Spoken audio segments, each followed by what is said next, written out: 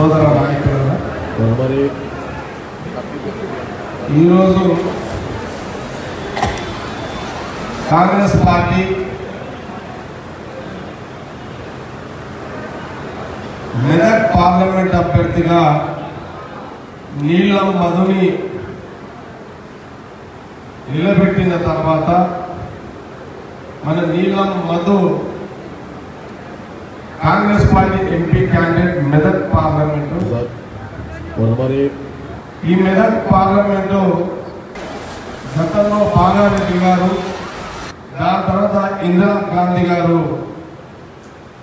మరి ఈ ప్రాంతానికి ఎంపీగా ప్రధానమంత్రిగా కూడా ఉండే మనందరూ కూడా తెలుసు. కార్యక్రమం రాజకీయ కొన్ని కారణాల వల్ల గత 25 సంవత్సరాల నుంచి మనము అటు తెలంగాణ ఉద్యమం కానివ్వండి,